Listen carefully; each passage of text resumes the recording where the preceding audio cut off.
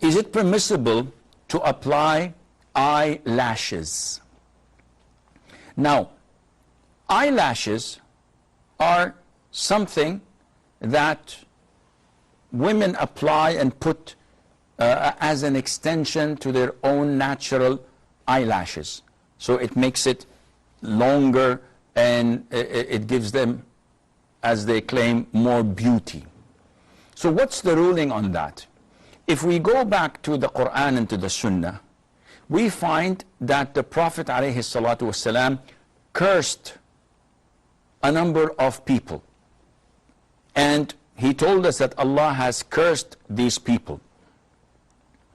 And among them are those who make tattoos, tattoo artists, and individuals who have tattoos done on their bodies. This is something that is cursed by Allah Azza wa Jal. And unfortunately, nowadays we find, okay, disbelievers doing it, this is normal. They don't believe in Allah Azza wa Jal. So what's the point in talking about it? They're already disbelievers. But when you find Muslims who abide by the Quran and the Sunnah, and they're influenced by sportsmen, by athletes, by actors, by celebrities who have these tattoos covering their body, and they imitate them, this is problematic. How can a Muslim do such a thing to himself, change the creation of Allah, knowing that Allah Azza wa Jal curses those who do this? Among the things that the Prophet ﷺ told us that Allah curses those who do them is plucking the eyebrows for women. Of course, and for men by default. But usually women do this. So plucking the eyebrows, the woman, the hairdresser who does it, and the woman who's being done to, they're both cursed by Allah and by the Prophet ﷺ. And the Prophet told us ﷺ that al-wasilah wal-mustawsilah, the hairdresser that fixes hair extensions, and the individual, the woman, that has this done to her.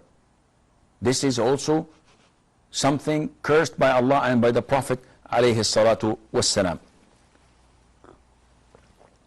So many times people ask, what's the logic? Akhi, there is no such thing as logic per se. Because Allah Azza wa Jal is the owner of the universe. His Messenger sallallahu alayhi wa sallam is the one who's delivering this message to us.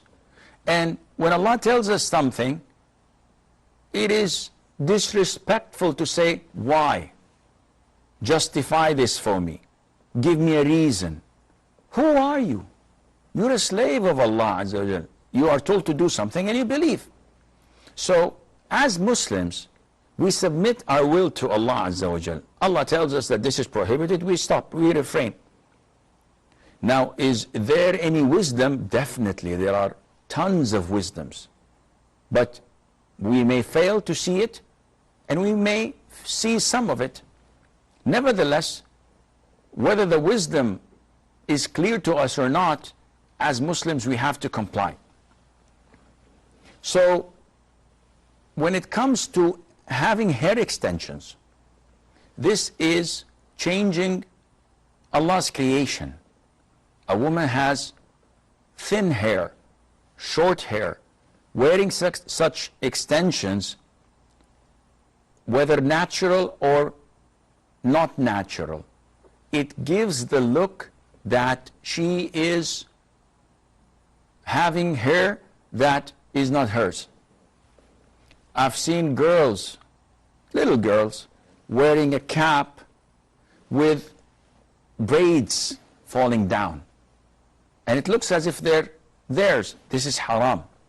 So any type of extension, even if made by cloth, some of the women have long hair, but they bring a piece of cloth and they put it underneath and they put layers of the hair on top of it, so it gives them the look of having longer hair than normal or thicker hair than the actual truth. This is prohibited, and the Prophet has cursed those who do that. Now when you come to eyelashes, the scholars say at the time of the Prophet ﷺ, there were no eyelashes. So what's the ruling? They say, let's see if it fits the hadith.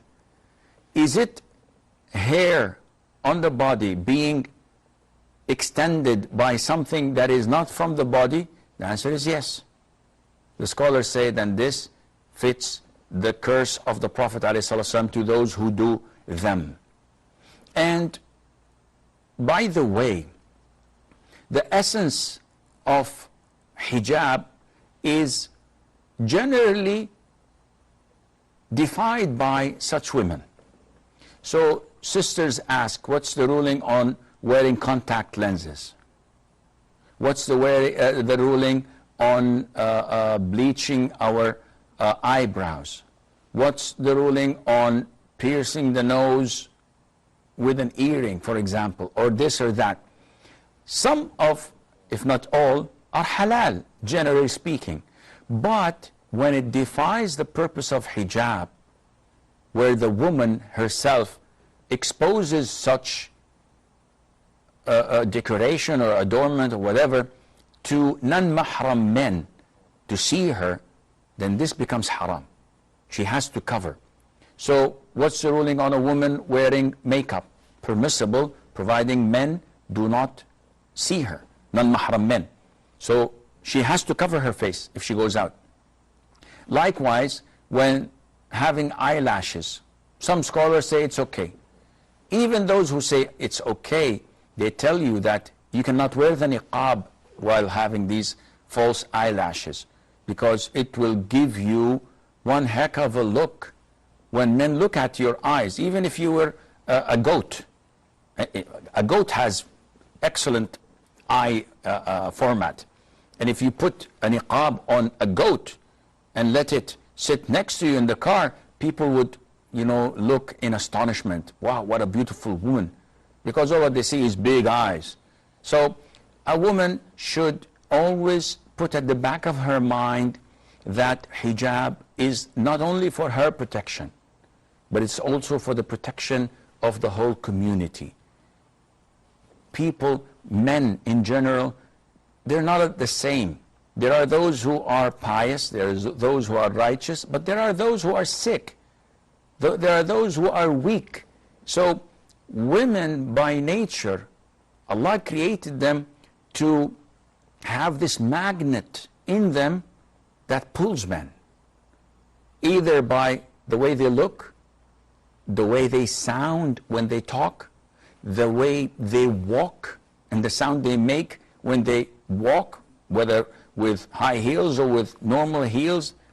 All of these things Satan utilizes to lure men to sin.